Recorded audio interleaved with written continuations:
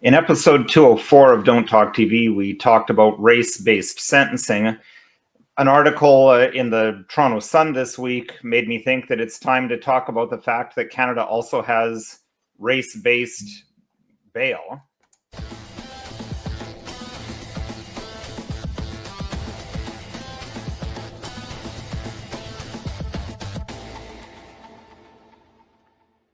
Hello, my name is Nicholas Wansbutter. I'm a lawyer in Stratford, Ontario, Canada, and welcome to Don't Talk TV. If you're new to the channel, we'd encourage you to like and subscribe so that you can get more videos. You see, this is episode 244. We've got a lot of educational episodes, but also ones that talk about current events. So today is a bit of current events, but also some education on Canada's law as well, as race-based sentencing is something that comes as a surprise to a lot of people. And I suspect that how easy it is to get bail based on your race, that would probably come as a surprise to individuals, so that's part of Canadian law as well. So this came up in connection with an article I saw in the Toronto Sun. So let's take a look at the article. Not necessarily saying that the Toronto Sun is something that I consider especially credible and worth listening to, but let me close that ad there. It brought up an interesting point and had some interesting comments from a colleague of mine. So the title is Hunter, Will Junk Justice Be Mark Carney and the Liberals' Soft Underbelly? Now, I mean, spoiler alert to Mr. Hunter, I don't think it will be. Traditionally, crime and justice haven't been huge on the priorities of Canadian voters, probably because we've had it so good and so safe. I think that's slowly changing. I don't know if we're at the point yet where that's going to be a big election issue. But, they talk out about this double murder of Edmonton criminal Harpreet Upal and his 11-year-old son that sent shockwaves around the country. Now, they talk about those reverberations felt in Ottawa, guns, drugs, easy bail. So far, there's no arrests. Well, 800 homicides later, liberal retreads are asking us to forget the lost blood-soaked decade and all their missteps. Okay, I mean, obviously this is some editorialization, although, I think that arguably that is the case. I mean, law-abiding gun owners are getting their firearms taken away from them, but not much is being done to target the type of people that killed Mr. Upal. So to say you don't hear this, they no intention of changing their soft on bail. Now here's where they start getting, the real topic of this article, talking about that even the most heinous criminal gets bail, they get caught again, get bail, rinse and repeat. So they talk about, police, of course, they're very upset about it, saying how the system has been overrun, we're out of jail space. Now, that's completely accurate, that we are out of jail space. Certainly here in Ontario, I can attest to that. Mass overcrowding, I mean, we really need more jails. The population of Canada was probably about 30 million the last time a new jail was built in Ontario. We're 12 million north of that. But I found it interesting. They talked to, as I say, one of my colleagues, one top criminal lawyer who spoke on the condition of anonymity. Now, I can see why a fellow defense lawyer would want to speak anonymously when you see what type of comments and hard words he had to say, because he'd be concerned that people might not want to hire him or his clients wouldn't trust him if they knew that these were his views.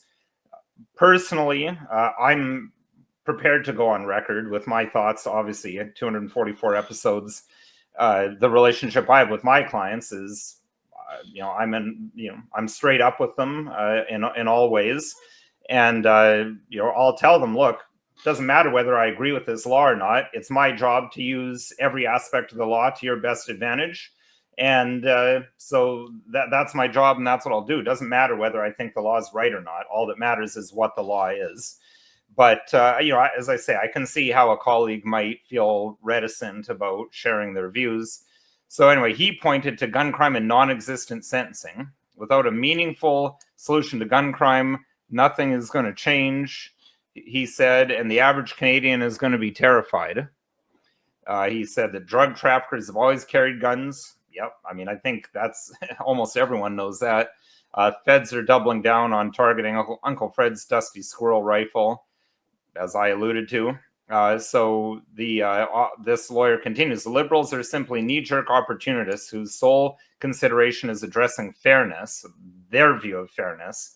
I would say I don't think it's fair at all to be taking away firearms from lawful gun owners who've proven that they can safely handle them by courses that they've taken. So justice, equality, make fair across the board. Well, I don't know if it's even fair. I think equity is what they're looking for. Equal outcomes, not equal inputs. So they talked about Harper's minimum punishments getting thrown out. But, this lawyer is saying there's not an iota of deterrence if you're caught with a gun. Depends on what you're caught doing with a gun. But I think, this comment in the US, they say guns don't kill people, kill people. But it's a heck of a lot easier to kill a lot of people with a Glock. You and I, we don't have guns as tools of our trade, but most criminals do. And we don't have firearms as a way of defending ourselves either, as we've talked about on a number of occasions in prior episodes. So, they says, the system is effed and it's being overwhelmed. Will the government do anything about it? Unlikely. So, a lot of the things that he has to say there, I've talked about them on this channel, and I think he's generally correct in a lot of things where he said, but I think what's missed here is the elephant in the room that no one will ever talks about. Why is there this perceived softness on crime? I mean, I would say that across the board, Canadian sentences are very low if you compare them to other countries, certainly the United States. I mean, the contrary argument would be if high sentences stopped crime, the United States would have no crime. I think that oversimplifies things. So there's a whole host of factors that go into why there's crime.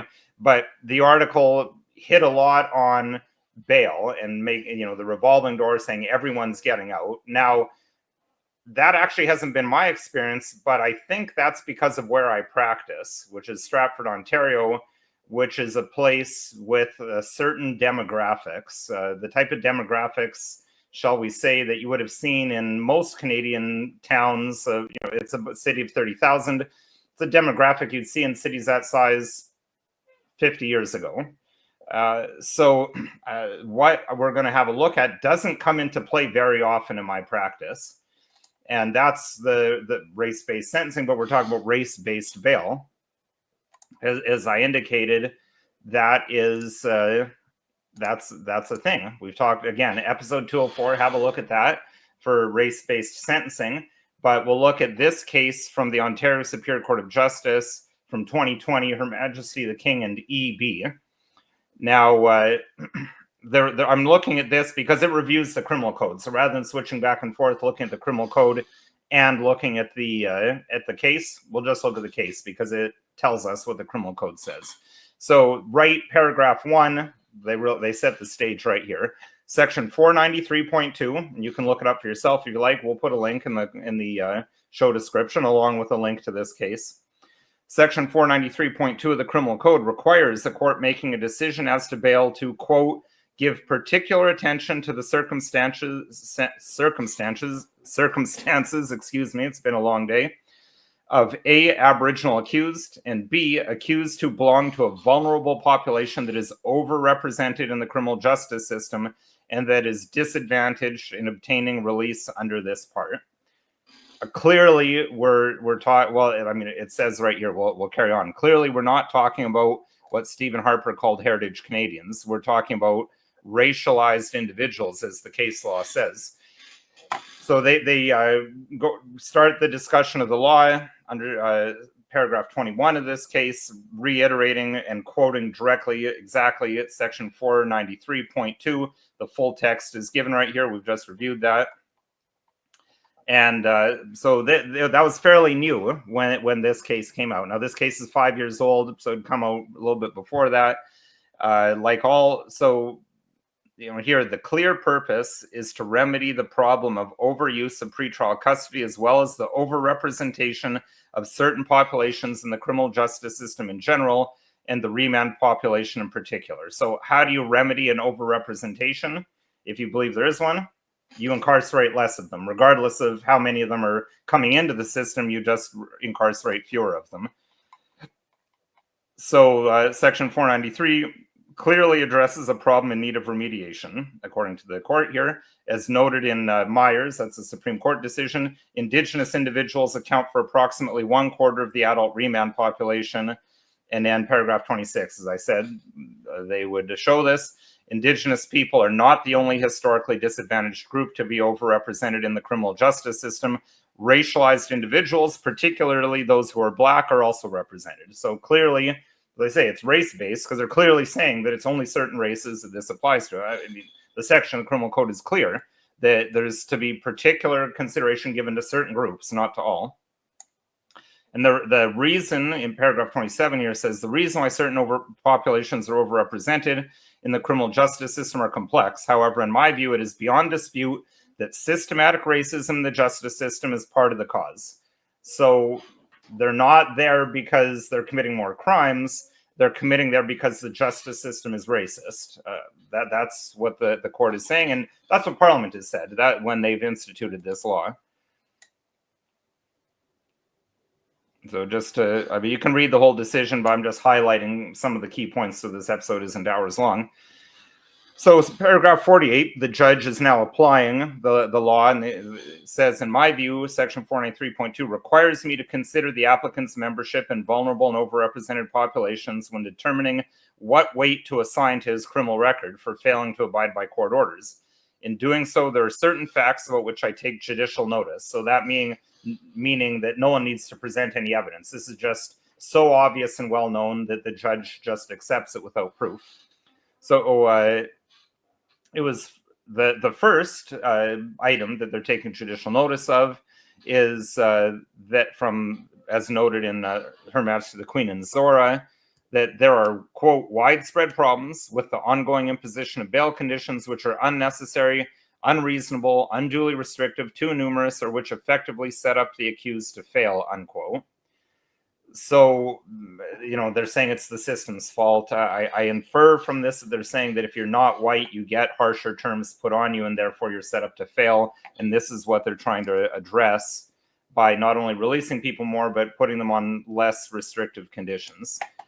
So they says that the discussion here should not be taken to mean that the applicant's antecedents are not a cause of significant concern, because the person concerned here had a terrible record for prior convictions of criminal activity.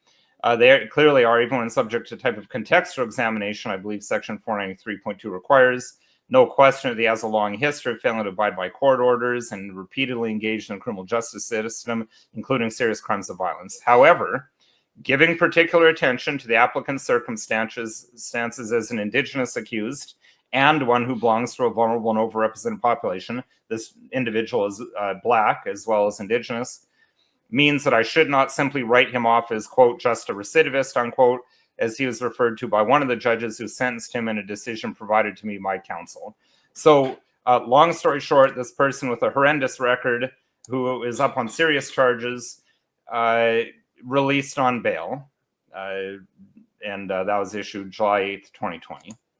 So I think that case demonstrates that clearly there's different considerations for bail, whether depending on what race you are, and if you belong to certain racial groups that are deemed to be overrepresented, you're more likely to be released on bail because they're trying to remediate that situation. So, you know, that's something that's never discussed in articles like that Toronto Sun. It's all just, oh, they're soft on crime, but you know, maybe there's something else. I mean, maybe there's a problem with people being released, not because they don't have a record or not because they can be trusted, but because we're trying to do some sort of social justice through the criminal justice system, and people perhaps are being released that shouldn't be released simply because the judges are releasing to try to address this over-representation. That's something that's never discussed. So, you know, it's never really been looked into to say, is that possibly the situation? I just throw it out there as a possibility that's not discussed that maybe should be looked at and discussed. But I think it is also important for people to know as much of the law as possible, because it can directly affect you, and it'll certainly impact you if you ever run afoul or are deemed to have run afoul of the law.